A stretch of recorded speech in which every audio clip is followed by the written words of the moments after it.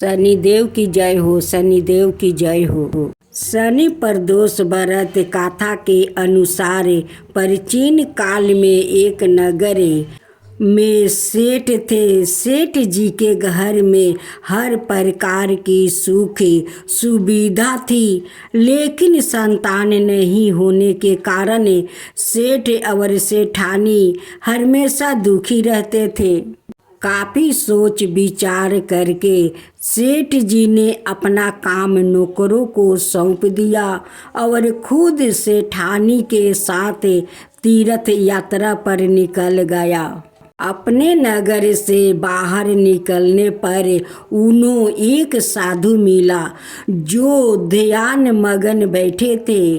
सेठ जी ने सोचा क्यों ना साधु से आशीर्वाद लेकर आगे की यात्रा की जाए। सेठ और सेठानी साधु के निकट बैठ गया। साधु ने जब आंखें खोली तो उन्हें ज्ञाता हुआ कि सेठ और सेठानी काफी समय से आशीर्वाद की परीक्षा में बैठे हैं। साधु ने सेठ और सेठानी से कहा कि मैं तुम्हारा दुख जानता हूँ, तुम शनि प्रदोष व्रत करो, इससे तुम्हें संतान सुख प्राप्त होगा। साधु ने सेठ सेठानी प्रदोष व्रत की विधि भी बताई और शंकर भगवान की नियम वंदना बताई। हे रुद्रादेव शिव नमस्कार, शिव शंकर जग गुरु नमस्कार, हे नीलकंठ सूर्य नमस्कार, शीश मौली चंदर सुख नमस्कार, हे उमाकांत सुधी नमस्कार, उगर्तव्य रूप मन नमस्कार, हिरसायन शीर्ष प्रभु नमस्कार, विश्वेश्वर प्रभु शिव नमस्कार। दोनों साधु से आशीर्वाद लेकर तीर्थ यात्रा के लिए आगे चल पड़े। तीर्थ यात्रा से लौटने के बाद सेठ और सेठानी ने मिलकर शनि प्रदोष व्रत किया, जिसके प्रभाव से उनके घर एक सुंदर पुत्र का जन्म हुआ और खुशियों से उनका जीवन भर गया। शनि भगवान की जय हो, शनि भगवान की जय हो। शनि प्रदोष व्रत कथा के अनुसार प्राचीन काल में एक नगर में सेठ थे। सेठ जी के घर में हर प्रकार की सुख सुविधा थी, लेकिन संतान नहीं होने के कारण सेठ और सेठानी हमेशा दुखी रहते थे। काफी सोच विचार करके सेठानी ने अपना काम नौकरों को सौंप दिया और खुद सेठानी के साथ तीर्थ यात्रा पर निकल पड़े। अपने नगर से बाहर निकलने पर उन्हें एक साधु मिले जो ध्यान मगन बैठे थे।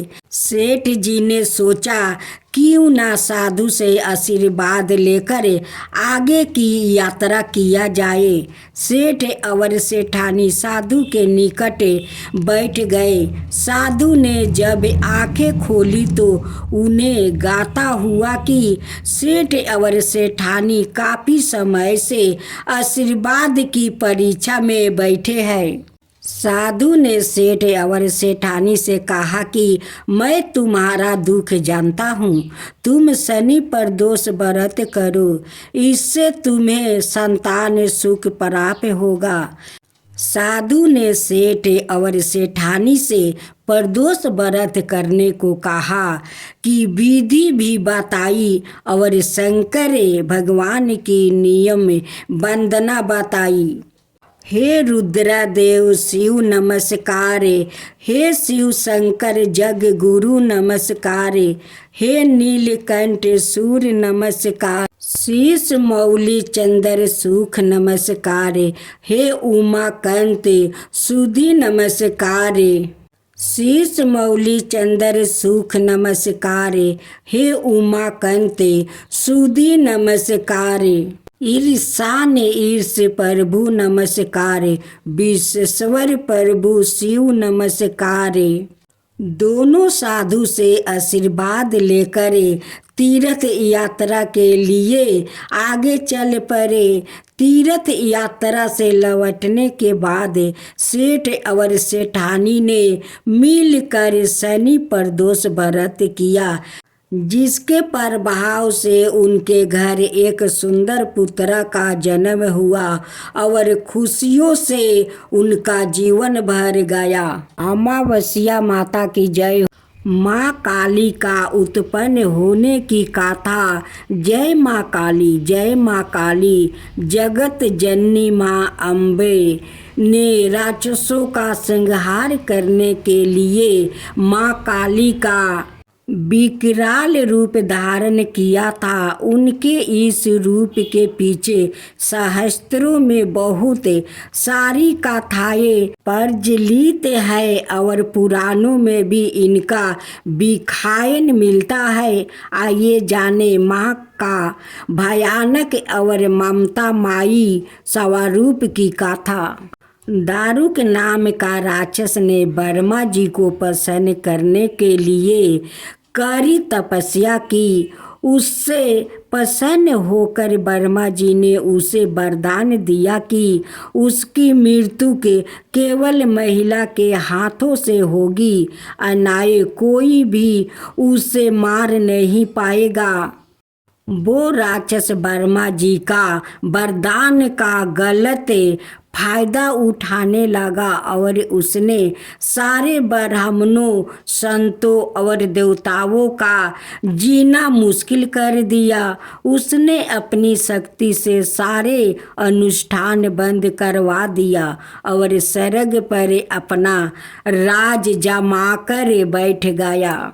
सारे देवता उससे लड़ने गए पर निराश होकर वापसी लौट आए। तब ब्रह्मा जी ने बताया, यह राक्षस सिर्फ किसी स्त्री के हाथों ही मारा जाएगा। सारे देवता मिलकर भगवान शिव का पास मदद की गुहार लगाने पहुँचे। दारुक राक्षस के आतंक के बारे में बताया। तब इस समस्या के समाधान के लिए भोलेनाथ ने जगत जननी माँ पार्वती की तरफ देखा और कहा, हे कल्याणी, जगत के हित के लिए और उस दारू के दैत्य के लिए मैं तुमसे प्रार्थना करता हूँ। इतना सुनकर माता पार्वती मुस्कुराई और अपना एक अंश भगवान भोलेनाथ में प्रवेश करवा दिया। माँ भगवती का वो अंश भगवान शिव के गले से अवतरित हुआ। भोलेनाथ ने तभी अपना तीसरा नेत्र खोला और उनके नेत्र के द्वार से माँ ने भयंकर काली का विकराल रूप धारण कर लिया। उनके इस रूप को देखकर देवता और राक्षस वहाँ से भागने लगा। उनका रूप इतना भयानक था कि कोई भी उनके सामने टिक नहीं पाया। माँ काली का सिर्फ हुंकार से ही सारे दैत्यों का नाश हो गया। सारे असुर जलकर भस्म हो गया। लेकिन तब भी उनका गुस्सा शांत ना हुआ और उनके क्रोध की अग्नि से सारे लोग जलने लगा। देवताओं ने पुनः भोलेनाथ से मदद मांगी। तब महादेव ने माँ काली के गुस्से को शांत करने के लिए एक बालक का रूप धारण किया। उनके इस रूप को बटुक भैरव भी कहा जाता है और उस बालक के रूप में भोलेनाथ जोर जोर से रोने लगे। उनके रोने की आवाज़ माँ काली के कानों में पड़ी। माता ने उस प्यारे से बालकों को अपने गले से लगा लिया और तभी माता वापस से अपने स्वयं रूप में आ गई।